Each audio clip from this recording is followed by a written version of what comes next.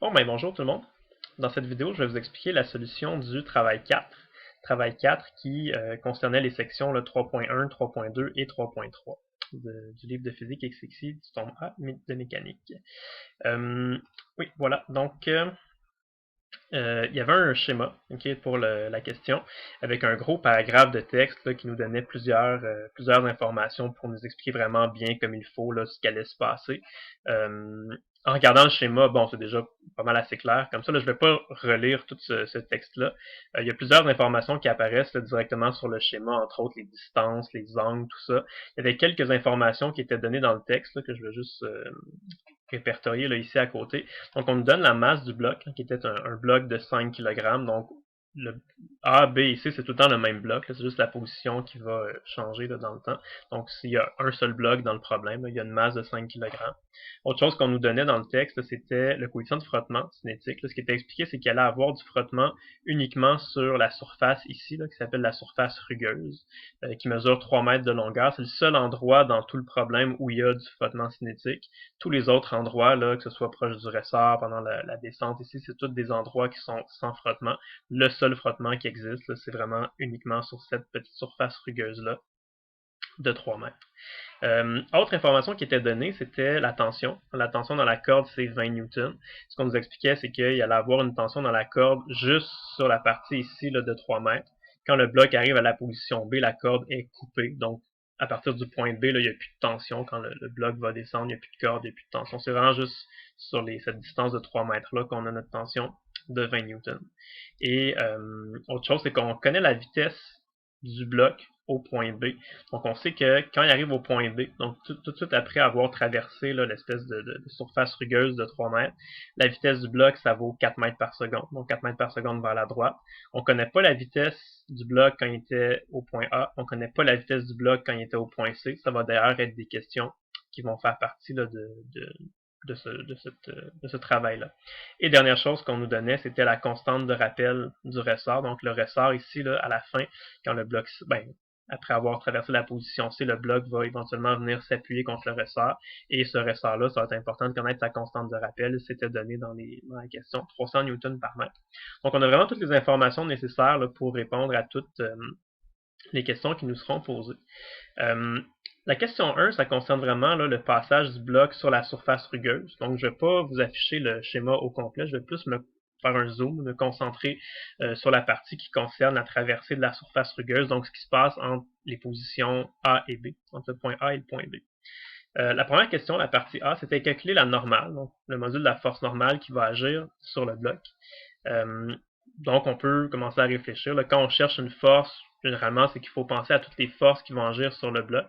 Donc, ici, le bloc, en passant, là, quand il passe de la position A à la position B, en tout, il y a 4 forces qui vont agir sur notre bloc. Il y a premièrement sa force de gravité, hein, la force mg, qui va agir verticalement vers le bas. Il y a évidemment une force normale qui va agir vers le haut, qui va empêcher le bloc de rentrer dans le sol. Il y a la corde qui exerce une force de tension de 20 newtons qui forme un angle de 60 degrés avec la verticale, donc une force ici. Et finalement, on nous expliquait que pendant cette surface rugueuse-là, il y avait une force de frottement, c'est du frottement cinétique qui va pointer vers la gauche, dans ce cas-ci, dans le sens contraire du mouvement du bloc. Là, le bloc essaie de se déplacer vers la droite et ça va frotter là, sur le sol. Il va y avoir un frottement cinétique qui va agir, lui, vers la gauche. Donc, ça, ce sont les 4 forces qui agissent sur notre bloc là, pendant qu'il passe du point A au point B. Nous, ce qu'on veut ici, c'est de calculer le module de la force normale. Donc, il faut faire attention, il ne faut pas juste dire N égale à mg, c'est pas vrai dans ce cas-ci, parce qu'on a une force de tension qui agit en diagonale, donc il va y avoir des composantes X et des composantes Y à cette force-là. Donc on procède là, on n'essaie pas d'aller trop vite, on fait ce qu'il faut faire, on y va systématiquement. Donc on peut dire que la somme des forces en Y égale la masse fois l'accélération en Y. On fait la deuxième loi de Newton, et on sait que l'accélération en Y va être égale à 0, parce que notre bloc, là, il va pas accélérer dans le ciel, il va pas rentrer dans le sol non plus. Donc l'accélération en Y est égale à 0. Ça veut donc dire que la somme des forces en Y, elle aussi, est égale à 0. Il va y avoir 3 forces en Y. Il va y avoir la normale, qui est positive. Il va y avoir aussi la composante en Y de la tension, qui va être T fois cos de 60. Et il va y avoir le mg qui va être négatif, puisqu'il pointe dans le sens contraire de l'axe Y. Donc on pourrait écrire que normal plus T cos 60 moins mg est égal à 0. Il ne nous reste plus qu'à isoler la normale là-dedans. Donc ça s'isole bien. La normale, ça va être mg moins t cos de 60. On a toutes les informations, la masse, la tension, le G évidemment c'est 9.8. Donc on remplace ça, ce qui nous permet de calculer que notre force normale c'est égal à 39 newtons. C'est un chiffre qui arrivait juste avec les données qu'on avait là. C'est un petit peu arrangé pour que ça arrive juste. Voilà, fait qu'une normale de 39 newtons. On va en avoir besoin de cette normale-là un peu plus tard là, dans nos autres calculs. À partir de la question B, et pour les 4 prochaines questions, là, le B, le C, le D et le E, je vais vous demander de calculer c'est quoi le travail qui est effectué par chacune de ces 4 forces-là. Hein, on sait qu'on a 4 forces différentes qui agissent sur le bloc, donc on aura 4 valeurs de travail à calculer, le travail qui correspond à chacune de ces 4 forces-là. Donc je demande au numéro B de calculer c'est quoi le travail qui est effectué par la force de tension, que j'ai appelé WT. Puis dans tous les cas, vous allez voir que parfois le travail il va être nul. Quand le travail est nul, il faut expliquer pourquoi. Des fois il va être nul, des fois il sera pas nul, des fois il va être positif, des fois négatif. Donc, on va y aller vraiment là, on va faire les 4 séparément. Pour calculer le travail qui est effectué par une force sur un objet, il faut utiliser là, la définition du travail qu'on a vu à la section 3.1, qui dit que quand il y a une force qui s'applique sur un objet, le travail que cette force-là va exercer sur l'objet, c'est toujours là, le module de la force fois le module du déplacement fois le cosinus de l'angle qu'on appelle θ fs. Là. Donc c'est vraiment l'angle qu'il y a entre le vecteur force et notre vecteur déplacement. Dans l'exemple qu'on a ici, là, c'est la tension qui nous intéresse. Donc, le travail qui est fait par la tension, ça va être le module de la force de tension fois le module du déplacement fois le cosinus de l'angle qu'il y a entre la tension et le déplacement. Okay. Ici, notre tension, elle s'exerce là, en diagonale, à 60 degrés par rapport à la verticale. Et notre déplacement, ben, c'est le bloc qui va se déplacer du point A jusqu'au point B. Donc, le bloc va se déplacer d'une distance de 3 mètres vers la droite. Donc ça correspond à un vecteur déplacement que j'ai appelé S. Là, le vecteur déplacement, on l'appelle toujours S. Donc c'est un vecteur qui va pointer vers la droite. Okay. Donc ici, ce qu'il faut faire attention, c'est l'angle qu'il y a entre notre force et notre déplacement. Donc l'angle qu'il y a entre la tension et le déplacement sur notre schéma, ce serait cet angle-là ici. C'est pas 60 degrés, il ne faut pas se faire avoir, c'est un peu un piège. L'angle de 60 degrés, c'est l'angle qu'il y a entre notre tension et notre verticale. Donc ça, c'est 60 degrés. C'est pas vraiment ça qui nous intéresse. Nous, ce qu'on veut avoir, c'est l'angle qu'il y a entre notre tension et notre vecteur S. Donc cet angle-là ici, ça va être 30 degrés. Hein, 90 degrés moins 60, donc c'est un angle de 30 degrés. C'est ça qu'on va devoir utiliser dans notre formule ici. Donc on remplace nos chiffres. Notre module de la tension, c'est 20 newtons. Le module du déplacement, c'est un déplacement de 3 mètres, donc le vecteur déplacement mesure 3 mètres de long, fois le cosinus de 30 degrés, hein, cet angle-là ici. Ça nous donne un travail par la tension de 52.0 joules. C'est pas un chiffre qui arrivait juste, mais à 3 chiffres significatifs, ça donne 52.0. Donc un travail qui est positif. En passant un travail positif, ça veut dire que la tension essaye de faire augmenter la vitesse du bloc. Quand c'est un travail positif, c'est ça que ça fait. On le voit ici. Vous avez un bloc qui est en train d'aller vers la droite. Puis on a une force qui tire en diagonale, mais une composante de la force qui est vers la droite. Fait que la tension, elle essaie de faire augmenter la vitesse du bloc. C'est pour ça qu'elle fait un travail qui est positif. La question aussi, c'était de calculer le travail qui est exercé par la force normale. Donc encore une fois, c'est sûr qu'on va appliquer l'équation de la section 3.1. La force qu'on s'intéresse ici, c'est la force normale. Donc, le travail exercé par la force normale, c'est la normale fois le déplacement fois le cosinus de l'angle qu'il y a entre la normale et notre vecteur déplacement. Et ici, si on remarque bien, c'est que notre normale, elle est verticale. Notre vecteur déplacement, il est horizontal. Donc, quelque chose d'un peu particulier ici, c'est que l'angle entre nos deux vecteurs, il est 90 degrés. Donc, quand on va remplacer notre formule ici, peu importe la valeur de notre normale, peu importe la valeur du déplacement, je ne les ai même pas écrits, je les ai laissés en variable parce que de toute façon, notre angle ici il vaut 90 degrés. Cos de 90 degrés, ça donne 0. Fait que peu importe c'est quoi la valeur exacte là, de la normale, la valeur exacte du déplacement, c'est pas important parce que de toute façon, on va multiplier ça par cos de 90 degrés qui est 0. Donc, directement, on peut dire que le travail effectué par la normale, ça va être tout simplement 0. Donc, 0 joule. C'est la réponse du numéro C. Pour le numéro D, vous allez voir, c'est pratiquement la même chose, sauf que là, c'est la force de gravité. Ça va être exactement le même raisonnement. On dit le travail fait par la force de gravité, ça va être ça comme ça. Donc, le module de la force de gravité, qui est mg, fois le module du déplacement, fois le cosinus de l'angle que j'ai appelé θ GS, donc l'angle qu'il y a entre la force de gravité et le déplacement. Ici encore, la force de gravité, c'est une force qui est verticale vers le bas, donc c'est exactement à 90 degrés de notre déplacement qui lui est horizontal. Donc même explication que tout à l'heure, on a un angle de 90 degrés, donc peu importe c'est quoi le mg, peu importe c'est quoi le déplacement s, c'est pas très important parce que de toute façon, on multiplie ça par cos de 90 degrés. Cos de 90 degrés, ça donne 0. Donc directement, le travail qui est fait par la force de gravité vaut 0 joules. Okay? C'est ça. Quand on regarde notre schéma, si on a un déplacement qui est horizontal, toutes les forces qui sont verticales, que ce soit la normale, la gravité, ces forces-là, c'est sûr qu'ils vont faire un travail qui est 0. Les forces qui vont faire un travail pas 0, c'est des forces qui vont avoir un angle différent de 90 là, par rapport à notre déplacement. Donc la tension, elle va faire un travail qui sera pas 0, et le frottement aussi va faire un travail qui sera pas 0 parce qu'il n'est pas à 90 degrés de notre déplacement. Justement, la question E, c'est ça. Calculer le travail qui est effectué par la force de frottement cinétique.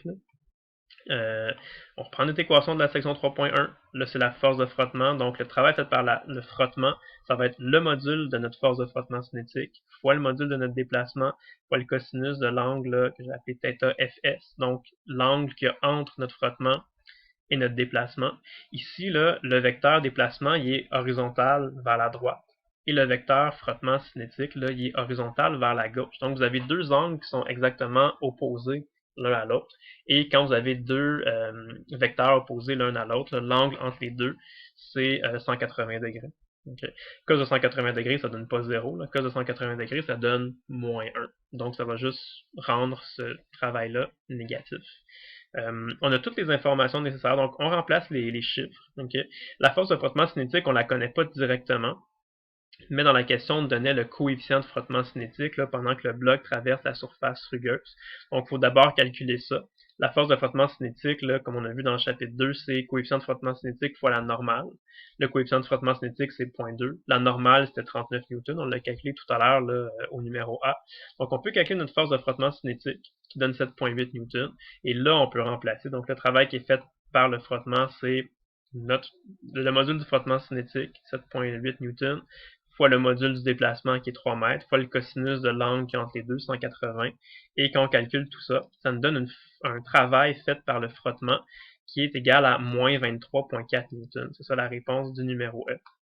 Donc, vous voyez un travail qui est négatif. Ça se peut un travail qui est négatif. Qu'est-ce que ça signifie? Ben, une force qui exerce un travail négatif sur un objet, ça veut juste dire que c'est une force qui va avoir tendance à diminuer l'énergie cinétique. Donc, c'est une force qui va avoir tendance à réduire la vitesse de notre bloc. Puis, on le voit bien ici, si le bloc se déplace vers la droite à une certaine vitesse, puis qu'il y a un frottement qui agit vers la gauche, on comprend que le frottement, ce qu'il va essayer de faire, c'est qu'il va essayer de ralentir le bloc, il va essayer de diminuer sa vitesse. Donc, c'est pour ça qu'il y a un travail qui est négatif. Okay. Rendu à ce point-ci, on a calculé séparément le travail qui est exercé par chacune de nos quatre forces. Donc, on sera en mesure de calculer le travail total. Donc, on sera en mesure d'appliquer l'équation finale pour trouver la vitesse que le bloc avait à la position A sur la question F. Donc, calculer VA, la vitesse que possédait le bloc au point A, soit juste avant d'arriver sur la vitesse, sur la surface horizontale. Pour résoudre ça, on peut utiliser le théorème de l'énergie cinétique qu'on a vu à la section 3.1 qui dit que KF est égal à KI plus le travail total. Donc l'énergie cinétique que le bloc va posséder à sa position finale va être égale à l'énergie cinétique qu'il y avait au début plus le travail total qui a été fait sur le bloc pendant qu'il est passé du point initial au point final. Dans cette situation-là, c'est clair que notre point initial, c'est le point A, et le point final, c'est le point B, parce qu'on sait que chronologiquement, là, le bloc se déplace vers la droite, donc il va du point A vers le point B. Donc on pourrait même, si on veut, le réécrire ça comme ça. Vu que notre point final, c'est le point B, notre point initial, c'est le point A, on pourrait dire que l'énergie cinétique au point B va être égale à l'énergie cinétique au point A, plus le travail total qui a été fait là, entre le point A et le point B. On peut juste remplacer ça algébriquement. Donc l'énergie cinétique, on sait que c'est 1/2 mv carré. Donc dépendamment si on est au point B ou au point A, la vitesse va être différente. Et le travail total, ben, c'est la somme des quatre travaux là, individuels qu'on a calculés aux quatre petits numéros précédents. Ça, c'est toutes des choses qu'on a déjà calculées. Puis ici, il nous reste seulement à remplacer. La masse du bloc, on la connaît. La vitesse au point B, on la connaît. On sait que quand le bloc arrive ici à une vitesse de 4 mètres par seconde. Donc on connaît tout sauf la vitesse que le bloc possède au point A. Donc on peut tout remplacer nos termes. C'est une équation avec plusieurs chiffres. On connaît tout sauf la vitesse au point A. Et on est donc capable de l'isoler algébriquement. Tout simplement, on isole ça, on le calcule, et si on ne fait pas d'erreur de calcul, on va trouver une vitesse là, qui est égale à 2,14 mètres par seconde. C'est ça la bonne réponse là, du numéro F. Okay. Donc, ce qu'on voit, c'est que quand le bloc était au point A, il allait à 2,14 mètres par seconde, et on sait que quand il arrive au point B, il va à 4 mètres par seconde. Donc, le bloc va plus vite au point B qu'au point A. J'ai vu dans les milieux là, que ça semblait, certaines personnes m'ont posé la question, ça semblait certaines personnes qui trouvaient ça un peu bizarre. Là, ils disaient comment ça que le bloc va aller plus vite au point B qu'au point A malgré le fait qu'il traverse une surface rugueuse. Ben, c'est sûr que s'il traverse une surface rugueuse, il va y avoir du frottement. Le frottement, comme on a dit tout à l'heure, il allait faire un travail négatif. Fait que oui, c'est vrai que le frottement aurait tendance à ralentir le bloc. Donc, faire en sorte que au point B, le bloc aille moins vite qu'au point A. Mais n'oublions pas qu'il y a une tension aussi dans ce problème. La tension, elle, qu'est-ce qu'elle fait? C'est qu'elle tire le bloc vers la droite. Et quand on a fait nos calculs, on a vu que le travail que la tension exerce sur notre bloc, c'est un travail de 52 joules, un travail positif. Donc oui, la force de tension, elle a fait un travail positif de 52 joules. La force de frottement fait un travail négatif. Mais comme le travail qui est fait par la force de tension est plus grand que le travail qui est fait par la force de frottement, ben, en tout et partout, là, le travail total qui est exercé sur le bloc, c'est un travail qui est positif. Fait en tout et partout, là, le bloc va avoir un travail positif, donc il va aller plus vite dans sa position finale qu'à sa position initiale. Donc c'est pour ça que à la fin, il va à 4 mètres par seconde, et au début, il allait seulement à 2,14 mètres par seconde. Okay. Voilà pour la question 1. La question 2, c'est calculer la vitesse au point C, donc la vitesse que possède le bloc au point C, soit après avoir descendu la pente. Donc encore une fois, je ne vous montre pas le gros schéma au complet, on va juste focuser un peu sur la partie qui est ici, là, qui est proche de la descente. Donc, comment on va faire ça? Ben, encore une fois, ça part toujours de l'équation 3.1, la conservation de l'énergie cinétique. On sait que KF égale à KI plus le travail total. Sauf que ici, ce qui va arriver, c'est que si on se concentre juste sur la descente, qu'est-ce qui se passe quand le bloc passe du point B au point C? Rendu au point B, on se rappelle, là, la corde est coupée, donc il n'y a plus de tension. À partir du point B, il n'y a plus de surface rugueuse, donc c'est vraiment une belle surface là, sans frottement. Donc il n'y a plus de frottement cinétique. Les deux seules forces qui restent, donc, c'est la force de gravité et la force normale. Mais la force normale, comme elle va toujours être à 90 degrés du déplacement, comme on a vu tout à l'heure, elle ne va pas exercer de travail. Donc bref, le travail total qui va être exercé sur le bloc, là, entre le point B et le point C, c'est seulement le travail qui va être fait par la force de gravité. C'est juste la gravité qui va faire du travail là, entre le point B et le point C. Et dans la section 3.3, où on parle justement là, de l'énergie potentielle gravitationnelle, on avait vu que le travail qui est exercé par la force de gravité, on peut le calculer algébriquement, puis on voit que c'est juste égal à la différence des deux énergies potentielles. Donc l'énergie potentielle gravitationnelle initiale moins l'énergie potentielle gravitationnelle finale. Donc dans ce bout-là du problème, le travail total, c'est juste le travail fait par la gravité, UGI moins UGF. Et le terme UGF, on peut le ramener à gauche de notre égalité, c'est le coordonnées positif. Et ça va juste nous donner ça. KF plus UGF est égal à KI plus UGI. Donc cette équation-là, ça exprime bien le principe de conservation de l'énergie. On voit que l'énergie totale va être conservée. Et ce qui va arriver, c'est que quand le bloc va passer du point B au point C, donc on peut dire que notre point B, ça va être le point initial, le point C, ça va être notre point final. Donc quand le bloc va passer du point initial au point final, l'énergie va être conservée. Donc la quantité totale d'énergie ne va pas changer. C'est juste un échange d'énergie là, qui va se transformer soit de cinétique à potentiel ou de potentiel en acinétique.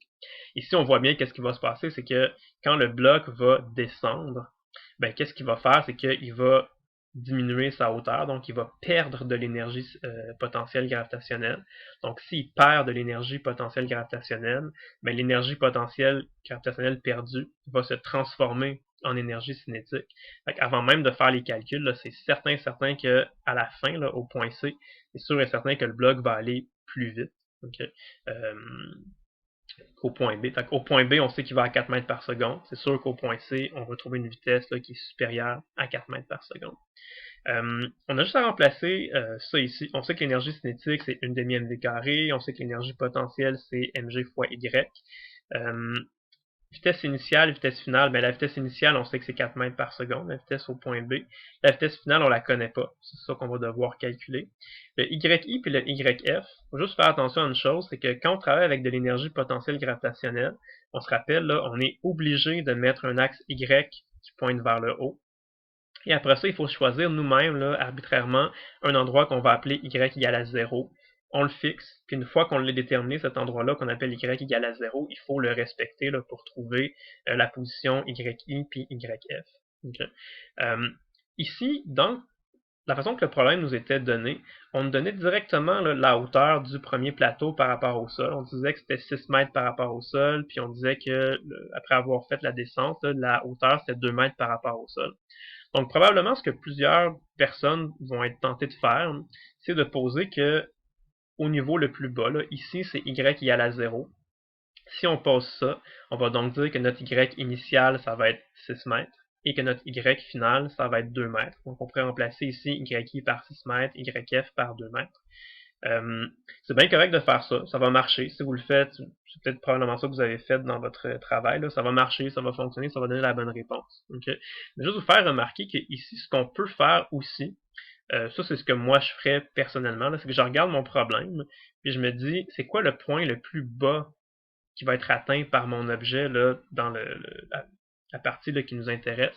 Ben, si le bloc passe du point B au point C, le point le plus bas qui va être atteint, c'est le point C. Le bloc, il va pas descendre plus bas que ça.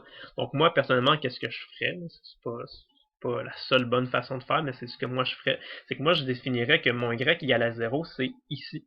Ok, je dirais que cet endroit-là, c'est ça que je vais décider d'appeler Y égale à 0. Et avec ce choix-là de Y égale à 0, ça veut dire que mon Y initial, je vais dire qu'il va être égal à 4 mètres, hein, parce que ce point-là ici, il est 4 mètres de plus haut que ce point-là. Donc moi, c'est ce que je ferais dans mes calculs. Je dirais que mon Y initial, il vaut 4 mètres, et mon Y final, il vaut 0 mètre. Donc en faisant ça, ça va juste simplifier un petit peu mon équation. C'est parce que ce terme-là ici, là, le MGYF, il va être égal à 0, parce que mon YF, il vaut 0. Okay. C'est une façon de le faire. Mais comme je dis, on pourrait dire que YI égale à 6 mètres, YF égale à 2 mètres. Ça ferait juste qu'il n'y aurait pas de terme égal à 0. Mais ça fonctionnerait pareil. Fait qu'il n'y a pas une bonne façon de faire. L'important, c'est que vous mettez un axe Y qui pointe vers le haut. Vous définissez un endroit que vous appelez Y égale à 0. Et vous respectez ce choix-là pour aller noter vos autres positions. Fait qu'en tout cas, peu importe comment vous allez le faire, là, vous allez connaître tous les chiffres. Le seul chiffre que vous ne connaîtrez pas, ça va être la vitesse finale. Donc, ça va être facile à isoler numériquement. Et quand on calcule, là, tout ça, on trouve que c'est une vitesse finale, donc la vitesse qu'on a au point C, qui est 9,72 mètres par seconde, à 3 chiffres significatifs. Et c'est ça la bonne réponse de la question 2. Donc, on voit effectivement que c'est une vitesse qui était plus grande. Hein. Au point B, le bloc va à 4 mètres par seconde. Et au point C, le bloc va à 9,72 mètres par seconde. Donc, il va plus vite. Okay, et maintenant pour la question 3, on nous demande de calculer la compression maximale du ressort lorsque le bloc viendra s'appuyer contre lui. Donc on a notre bloc qui arrive ici là, au point C. On vient de calculer là, qui arrive avec une vitesse de 9,72 mètres par seconde. Il va vers la droite. Donc ce qui va arriver, c'est que notre bloc, il va se déplacer vers la droite et il va rencontrer le ressort. Donc le bloc va s'appuyer sur le ressort et il va comprimer le ressort. Et au fur et à mesure que le ressort va se comprimer, le bloc va ralentir et éventuellement le ressort va atteindre ce qu'on appelle sa compression maximale. Et quand il va atteindre sa compression maximale, c'est que la vitesse du bloc va devenir égale à 0. Okay. Et entre le point C et le point final ici, la seule force vraiment qui va faire du travail, c'est la force du ressort, parce qu'il n'y aura pas d'autre force que ça. La force de gravité, elle va être verticale, donc elle ne fera pas de travail. Rendu ici, il n'y a plus de frottement, il n'y a plus de tension, donc c'est vraiment juste la force du ressort qui va faire un travail là, entre ce point-là et ce point-là. On repart toujours de l'équation 3.1, théorème de l'énergie cinétique, KF égale à KI plus le travail total. Dans cette portion-là, du mouvement. Comme je disais, le travail total, c'est seulement un travail qui va être fait par la force de ressort. Et le travail qui est exercé par la force de ressort, on l'avait vu à la section 3.2, ça correspond tout simplement à la différence de l'énergie cinétique du ressort, l'énergie potentielle du ressort, pardon, URI moins URF. Donc si on remplace le travail total par ça ici, puis qu'on change notre URF de côté d'égalité en changeant son signe, on obtient KF plus URF égale à KI plus URI. Donc, c'est une équation qui nous exprime très bien là, le principe de conservation d'énergie. Donc, si on dit que notre bloc part ici là, du point initial et qui se rend ici au point final. On comprend que l'énergie totale va être conservée. Ce qui va arriver quand le bloc va passer du point initial au point final, c'est qu'on va juste assister à un transfert d'énergie. En fait, là, quand le bloc arrive ici, il y a toute son énergie est sous forme cinétique. Et au fur et à mesure que le ressort va se comprimer, ben, le bloc va perdre la vitesse, donc il va perdre de l'énergie cinétique, et au même moment, le ressort va se comprimer, donc il va gagner de l'énergie potentielle. Donc c'est vraiment un transfert, c'est d'énergie cinétique qui va se convertir ou qui va se transformer en énergie potentielle. Si on remplace nos termes ici, donc l'énergie cinétique, on sait que c'est 1 demi mv carré, l'énergie potentielle du ressort, on sait que c'est 1 demi fois k fois étirement au carré.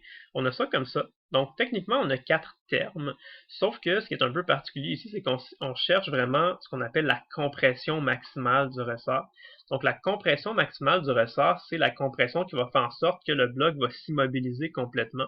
Donc la vitesse finale du bloc ici, on sait qu'elle va être exactement égale à 0. C'est ce qui va correspondre à l'étirement maximal du ressort. Et l'autre chose qui arrive aussi, c'est que au point initial, ben, le bloc ne touche pas encore au ressort. Fait au point initial, le ressort n'est pas comprimé, il n'est pas étiré, donc son étirement c'est égal à 0. Donc de nos 4 termes, ben, il y en a 2 qui vont être égales à 0. Les 2 seuls termes qui ne seront pas égales à 0, c'est l'énergie potentielle finale du ressort et l'énergie cinétique initiale de notre bloc. Donc si on remplace les termes, on voit qu'il y en a 2 qui sont égales à 0. Donc ce que ça veut dire, c'est que tout simplement, là, toute l'énergie cinétique qu'on avait au début, c'est tout transformé au complet là, à 100% en énergie potentielle du ressort final. Donc on a tous des chiffres qu'on connaît, il y a juste l'étirement final qu'on ne connaît pas. On le calcule, on l'isole, numériquement ça se calcule bien, et on trouve que la compression maximale du ressort c'est 1,25 m. C'est ça la bonne réponse de la question 3. Ça veut donc dire que notre ressort ici, là, il va se comprimer d'une distance de 1,25 m avant que notre bloc atteigne une vitesse égale à 0. Donc voilà, c'était la solution du travail 4. Donc j'espère que ça vous a aidé, que ça vous a été utile. Puis je vous souhaite une bonne journée. À la prochaine.